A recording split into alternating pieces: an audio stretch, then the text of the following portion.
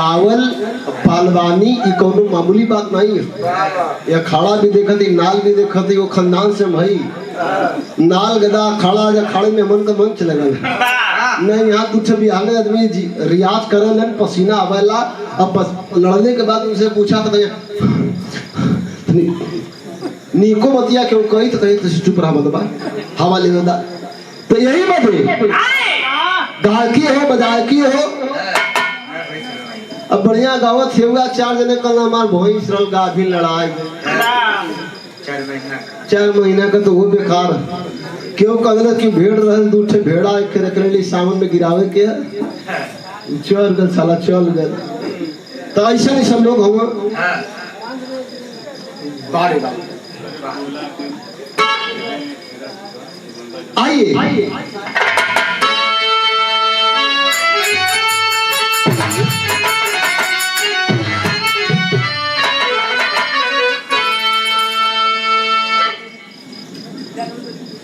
भाव बड़ी सुंदर लिखलन कवि का लिखलन है। कोयला के हृदय में हीरा छिपा सभी रत्नों में जो अनमोल कहाता मिलता शुद्ध कपूर केला में सदा जड़ में पैदा होता भाग्यशाली पाता है गुलाब। क्या है गुलाब सभी सुमनों में सुपर ऊपर काता होवे गंदी सबको लुभाता। अरे घर बनाने की आशा में माता सती अरे शीशम लड़ती रहे शिवपुराण बताता।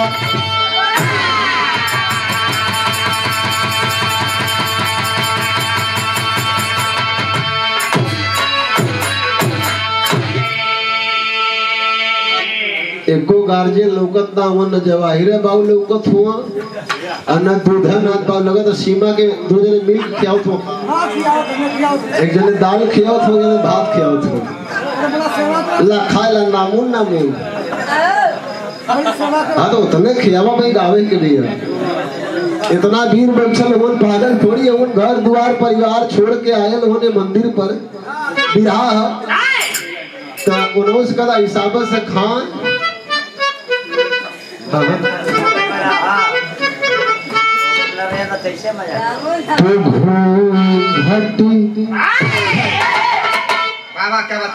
बियाह कैले हुए शंकर भगवान। हमार कहानी एकदम शीशा नियर साफ जे कबो बिरहा नहीं सुन रहल हुई नया लड़का हुन इन्हन के खाली चोलिया जो बनवा ढकनिया बुजरी छिनरी यह चलत है। लेकिन घूंघट में जैसे चंदा शर्मा के कुछ का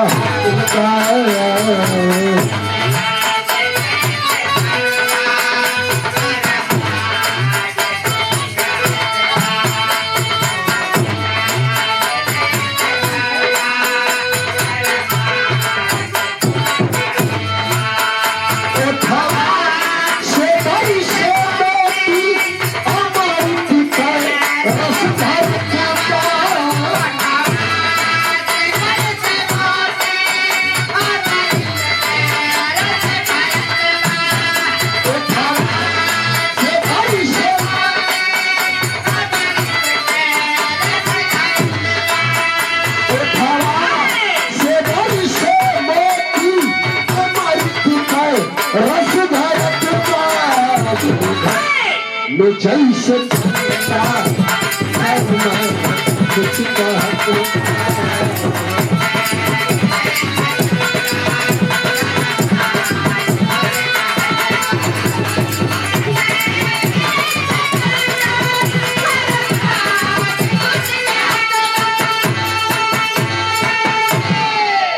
विरहा का शुरुआत यही जैसे हो गई।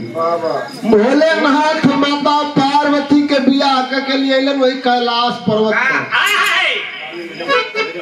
माता पार्वती कहले कि स्वामी छान भांग का गोला हो के मस्ती में बम भोला। कहना बोलो प्रिय।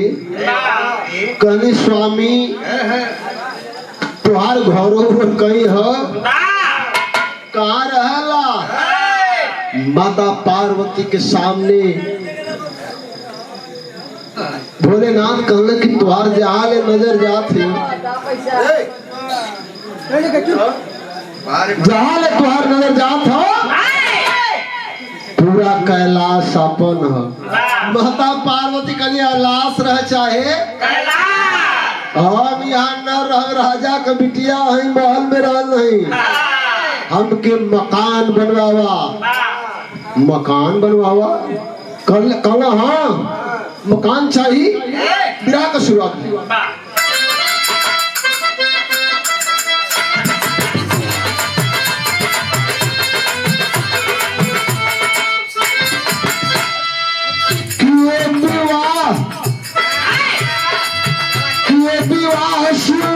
घर पे लाए हैं रहा ना घर टूटी मड़ई में ही बैठाए हैं।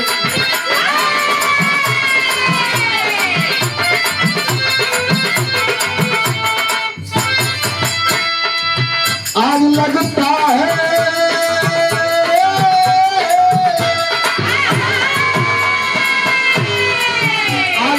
है जैसे धरती में आसमान दबा दुखी है गिर जाए और मान दबा।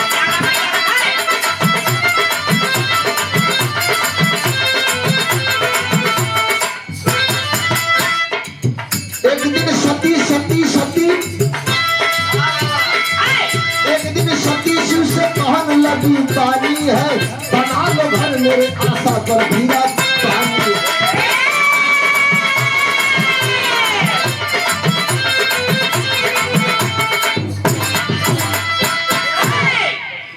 जवाहिर बाबू आ गए। माता पार्वती कहली हमके घर बनवावा हम ना रहो। बुरा सुने वाले बाबू भोलेनाथ माता पार्वती के बात से चिढ़ गईलन और चिढ़लन का बात लग गई कि देश का स्वामी देश का मालिक हम हमारे मेहरारू घर बनवा कहता। तुरंत विश्वकर्मा जी के आदेश दिहलन और विश्वकर्मा जी सोने का मकान बनवा दिलन। कितु का मकान बनवालन सोने का मकान बनवा दिलन। हमार घर हो आपका घर हो सबका घर हो मकान बनेला तो लोग गृह प्रवेश करावेलन घरे का पूजा करेलन। वही तरह माता पार्वती खुश होके घरवा का पूजा कर दिली। देवी देवता दानव सबके न्योता दे दिली। सब आयल खाए जाए लगल। रावण का नाम लोग सुन ले होगा बहुत ढीठ आदमी रहा। लक्ष्मी माई से झाड़ू लगवावे और शनिचर महाराज के उल्टा टंगले रहे। कभी जी इतना वो ढीठ रहा कि लक्ष्मी माई से झाड़ू लगवावा या शनिचर महाराज के उल्टा टंगले रहे। आयल हो सब खाए के गए रावण अइलन है। माता पार्वती कहने की रावण खा लेला कहला कि हाँ खा ली तो निकलेदा ज्यादा हो गया। जैसे सीमा खा के आवती दाल भात वैसा ज्यादा हो गया। माता पार्वती की ना ना ना ना ना जे जवन मंगलस तवन देहली रावण तहु कुछ मांग लाज हमरे घर बनल है। बहुत खुश सही। रावण कल अब नहीं रावण कल अब नहीं। रावण कल तुम्हारे औकात है। देखा ये दिमाग लगावे लगन कलश तुम्हारे औकात है कि ए बभने के देवी तुम्हारे औकात है। माता पार्वती का छीड़ बरगल की कहत है कि तोहरे औकात है कि जवन हम मांगब दे देबू। माता पार्वती का धन दौलत सोना चांदी महल अटारी जवन मांगे के मांगला रावण आज कलना के कुल हमारे है कुछ न चाहिए निकले दा। माता पार्वती दरवाजे पर खड़ी होकर कल नहीं मांगला मांगा देवे तैयार है, मांगा देवे खातिर तैयार है। रावण कला इसे ना होई, कल कैसे होई? कहली की वचन बनहावा की जौन हम मांगब तवन दे देवी। माता पार्वती क्रोध में वचन बनौली, वचन बनाने के हाँ रावण जौन मांगबा तवन हम दे दे। माता पार्वती के इतनी बतिया सुनता रावण कले अच्छा अगर देवही के हो हम खुश करे के हो तो जो तोर सोने का मकनवा बनल हो वो घरवा वो है हम दे दे। माता कले अब नहीं अब वचन भी बनौले रहनी। माता पार्वती कहली कि अब नहीं, बगलिए में छान भांग का गोला होके मस्ती में बम भोला सारी लीला देखत हुआ। वो महादेव सारी लीला देखत है वो। जब माता पार्वती कहली ठीक है रावण तो हम जाती अब तो हमारे घर रहल ना, घर हो गल तुहार टिकोरी बोला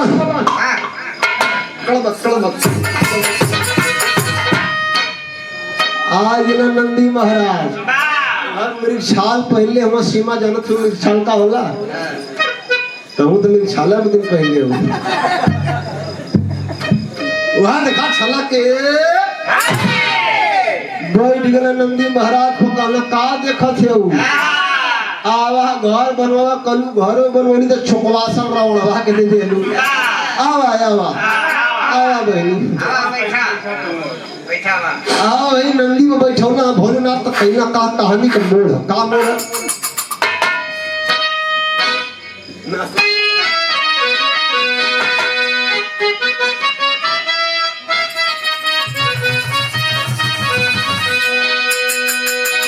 हाँ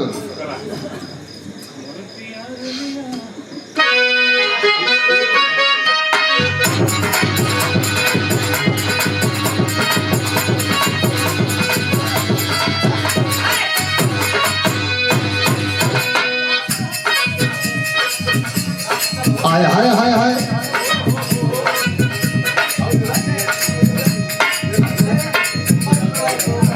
हाँ लेला तर्ज बड़ा पेचीदा है मास्टर कौन तर्ज है? हमेशा अपन सामान यूज कर लेला, दूसरे के सामान पर भरोसा नहीं कर लेला। अपन हथियार पर मुंह तो कहीं लड़ाई लड़ लेगा, ये बनल माल धोखा दे देगी कैसे?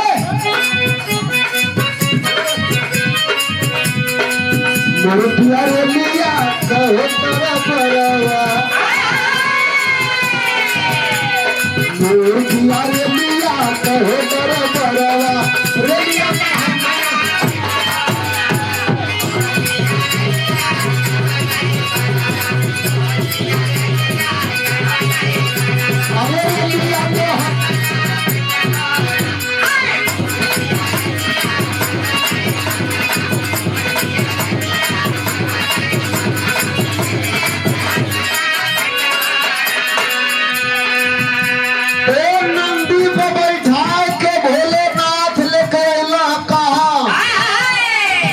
शिव अला शिव अला शिव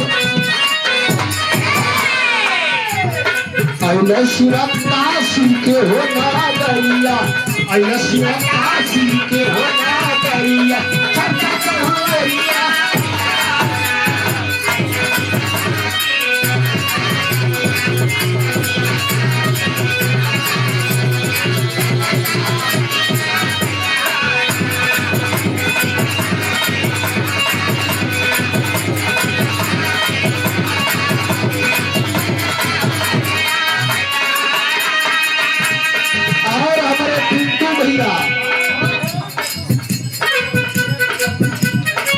देखो भैया भगवान पुरुष 100 रुपए का पुरस्कार भैया पड़ा था। माया नाम बताइए खबर जब पाए पार्वती बताई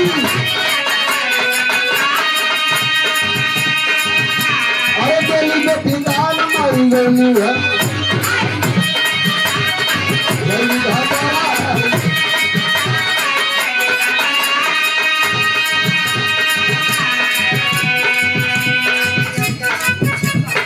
योजना योजना रे योजना रे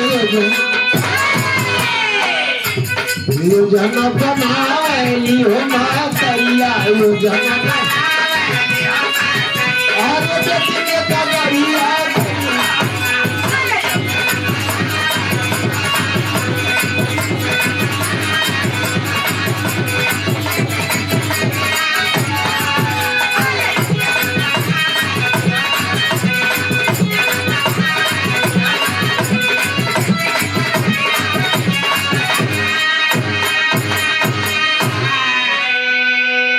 और जवाहिर बाबूजी के द्वारा दूधनाथ बाबूजी के द्वारा ये 100 रुपए का पुरस्कार, बहुत बहुत प्रणाम, हमारे लिए आशीर्वाद है। ए भैया बड़ा नोट गिनत हो सीमा, तब मौके दे देबू तो का तो घट जाई। हाँ आज मद्दा काल मद्दा देहा जरूर। शिवर से हमारे राजेश कवि जी के द्वारा ये 100 रुपए का पुरस्कार प्रणाम हो। पार्वती का माई मैना जब सुनली कि बिटिया के बौरहवा लेके चल गए कनी कौने काशी में लेके चल गए तो 5 खच्चर माने गधा, 5 खच्चर पर सोना चांदी लाद के अपने बेटवा सारंग के बोलने की आवा है ले जा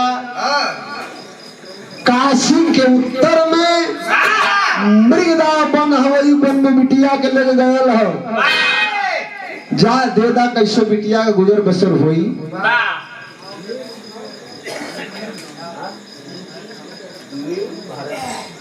new Bharat sound system Badauli के अपने ब्याह में तोहरे डीजे कर घबराया मैं। इस 100 रुपए का पुरस्कार जमुई से प्रणाम भैया के। बेलखरा से अनिल शर्मा 100 रुपया भैया के प्रणाम। राधे श्याम मौर्य बेलखरा से 100 रुपए का पुरस्कार प्रणाम सब भैया लोगन के है।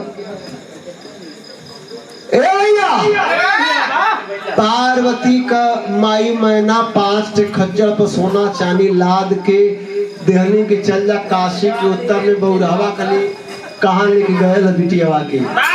सारंग जवन है पार्वती का भाई सारंग आयल हुआ 5 खच्चर पर सोना होना लाद के अलन है काशी में, और काशी के उत्तर में आयल हुवन थक गए हुवन पसीना हुवन पसीना से तर हुवन, लेकिन खच्चड़वा हुई पेड़वा में बांध के सोचलन के तनी आराम के ले आराम के ले। जब आराम करे में देखते पेड़े का ठेक लगोले चच्चा बैठल हो वैसे ही ठेक लगोले नींद लग गल। सपना से सारंग अधिकार उठे, अरे सपना से सारंग अधिकार उठे, मेरी माई अंधविश्वासी है, ले छकड़न पर सोना बचला पूरी सोने की काशी। सूत गईल नींद लगल, जब नींद लगल सपना देखलन कि जहाँ की मिट्टी पारस है उस शहर का नाम बनारस का माटी माटी सोने का। हमार माई 4 आज कुर्सी पे लड़का बैठल है करियवा चाहे उजरकार है, बोल मत बच्ची निकल जा। हाँ बोल मत बच्ची ना तक अपन लड़ ले आके खुदा जोर हो जाए। और हमारे फूफा जी इन्हों का इतिहास ये लोरिक मजरी वाले जब बात कहलू है ये नहीं पर लागू होला, कम से कम 150 ब्याह कर ले हुआ, लेकिन अपने भतीजा के नहीं पूछत हुआ। हाँ तो ये लगले उन्हों को हो जाए का दिक्कत। ये पुरस्कार आया है, प्रेम है, प्यार है, प्रणाम करता हूँ भैया का प्रणाम हो। अरे बाप रे बाप, जब निदिया लगल देखल ना कि यहाँ का मट्टी मट्टी सोना का हमार भाई पागल है। 5 खच्चर पर सोना लाद के दिले कौनोरी जनाई लजाए गिलन सारंग वही जन मट्टिया का शिवलिंग बनौलन। का बनौलन? शिवलिंग मिट्टी का बना करके ओम नमः के जाप में लीन हो गईलन। 1 महीना ना 2 महीना ना 6 महीना का दिन बीत गए। बड़े बड़े बाल, बड़े बड़े नाखून, केवल जबान से ही निकल रहा है ओम नमः शिवाय। माता पार्वती अपने स्वामी भोलेनाथ से कहने की सैया बड़ा दिन हो गया तनी से अपन हाउ गूगल खोलता नेट वो समय कहीं तैसा खोलता वाईफाई ना काम करते आए कल काबल कहीं तनी खोला तनी से हमार भैया देखता कहाँ हूँ। भैया से बड़ा मन कर था मिले के